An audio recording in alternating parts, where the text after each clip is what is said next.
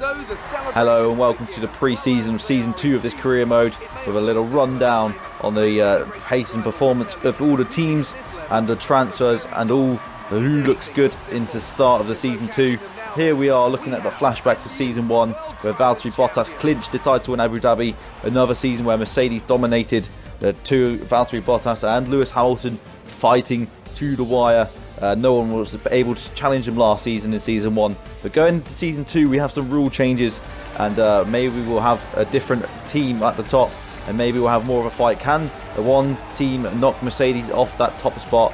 We'll find out in just a moment's time how it's looking going into Season 2. Who's on form, what kind of drivers have made the transfers, and who hopefully we can see who was the quickest in testing. And to start off with, the team that set the fastest lap time in testing was actually Alfa Romeo, a very surprised team to set the fastest lap time, ending the season 4th and best of the rest, with Pinkham joining mid-season.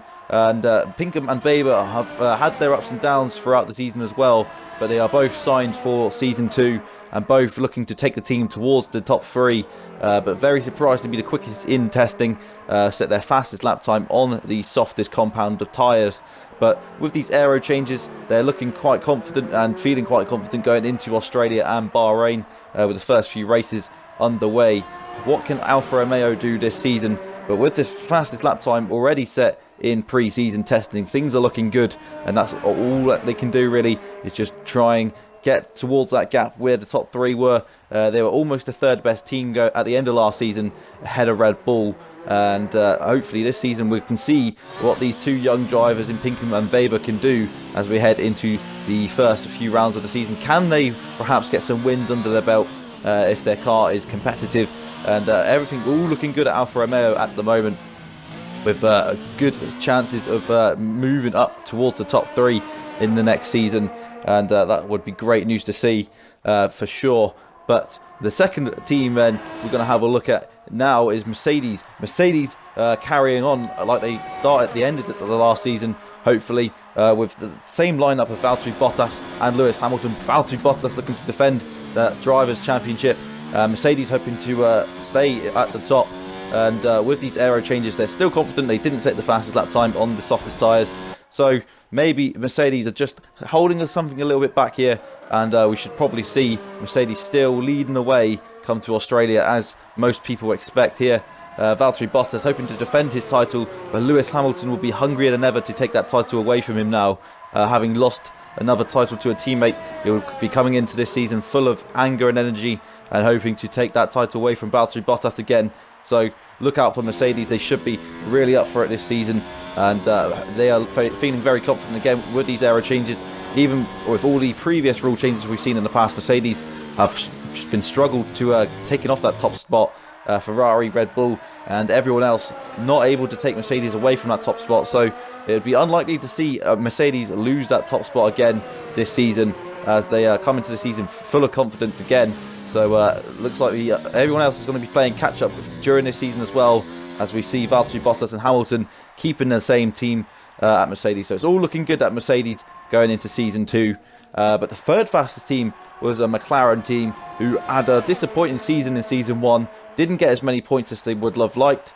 Started the season poorly. But towards the end of the season, both Devon Butler and Lando Norris got the car into the top 10 in the qualifying a few times, and started to get some more good results.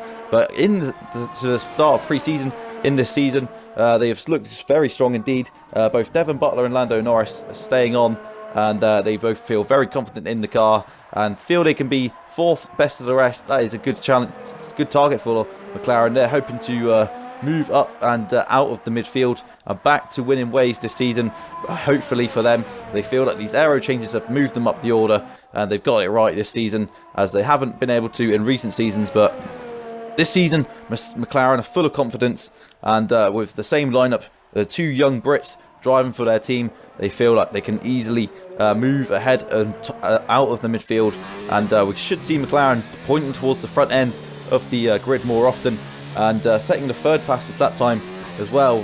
Shows that they are have really good pace ahead of both the Red Bull and the Ferrari. So definitely not a bad lap from McLaren to show that they can be competitive this season, as they haven't been in recent seasons for sure. But the fourth fastest team is Racing Point, and Racing Point, who finished 5th last season, again currently P4, ahead of both the Red Bull and the Ferrari. So obviously that some of these times that we've seen in testing aren't going to be true representative of how the actual pace is going into Australia.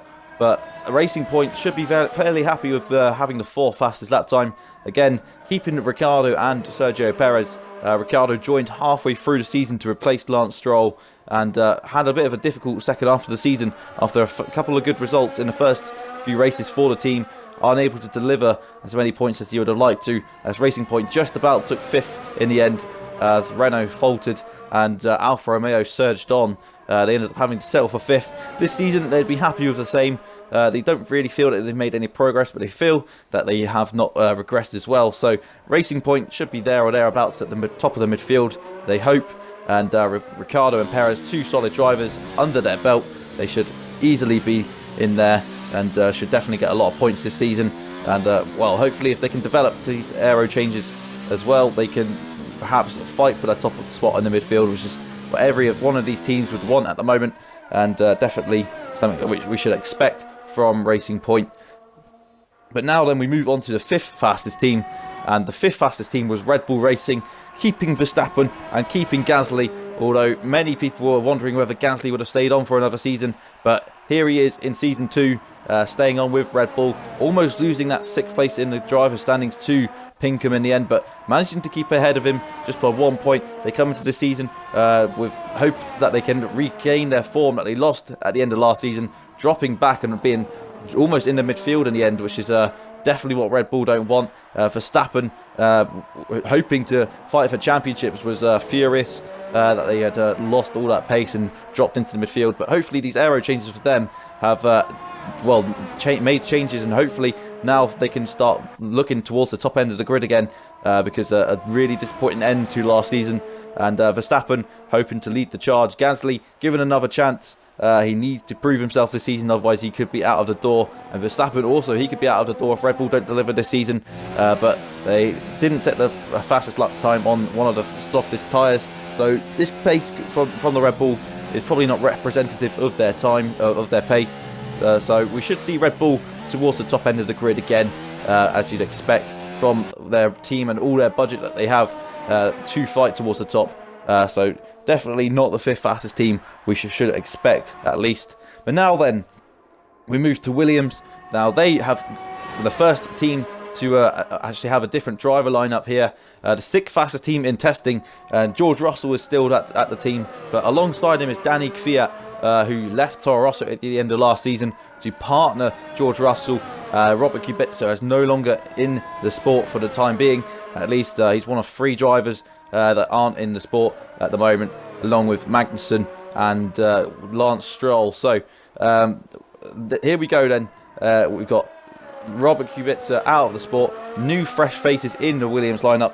They started the season off poorly last season. They had the worst car, but now they've sort of joined the midfield. They look like they can compete a little bit more often, and now Williams should be able to pick up a little bit of a better season. We don't really know who's the worst off team at the moment, but Williams laying down a good marker and good showing then from Williams that they are the 6th best team in the testing.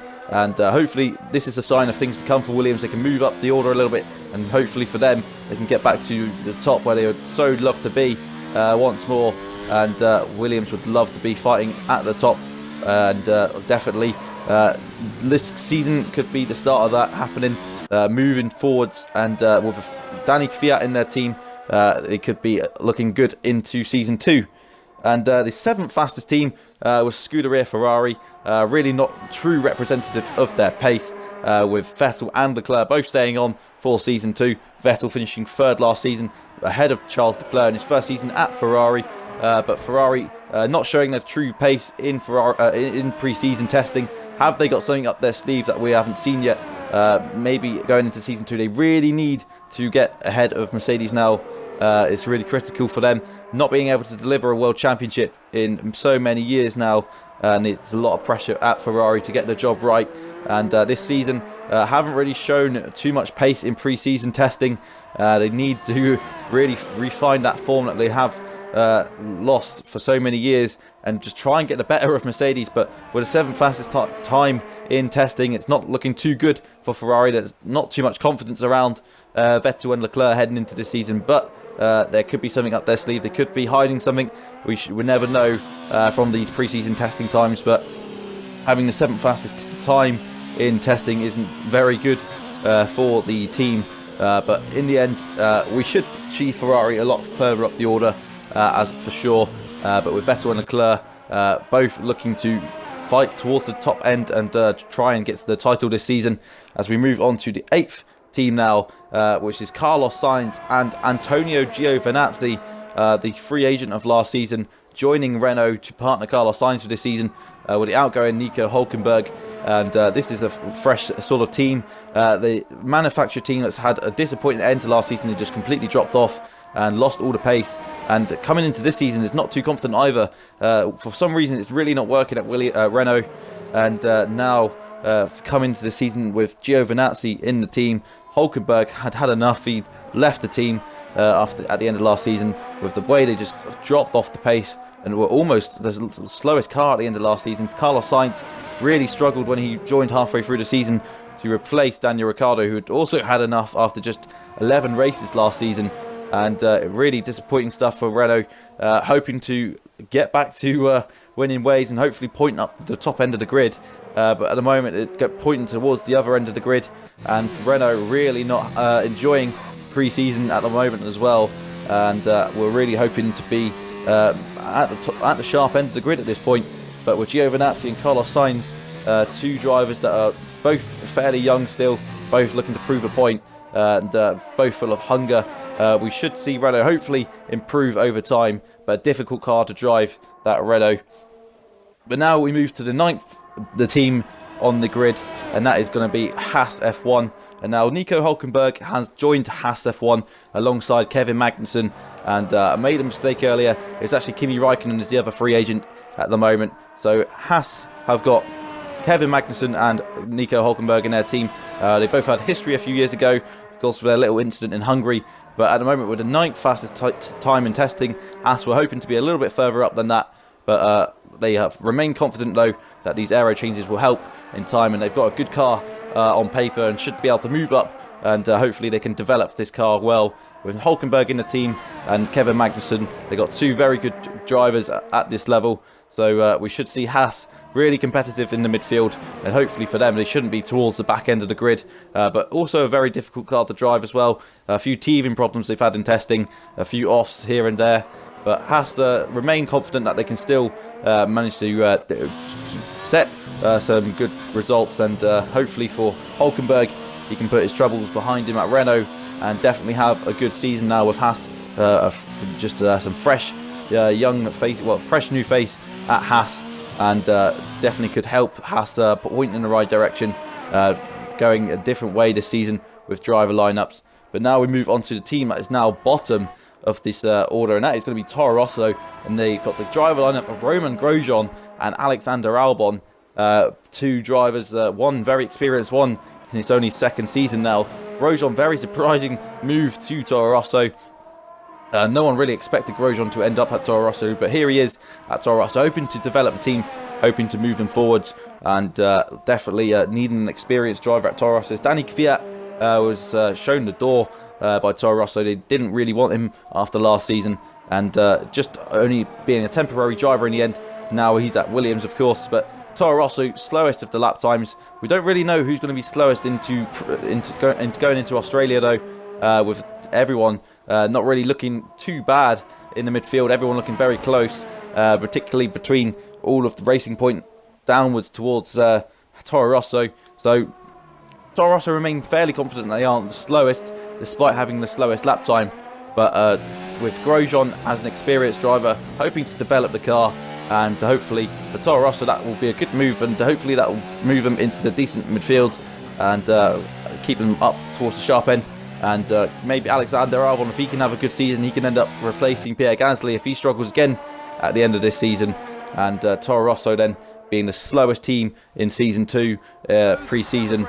But again, we go back to what we said earlier. Who can beat this man in Season 2? We'll find out this season. At the very top is anything but simple. There's no catching them now then. We have a new World Drivers' Championship.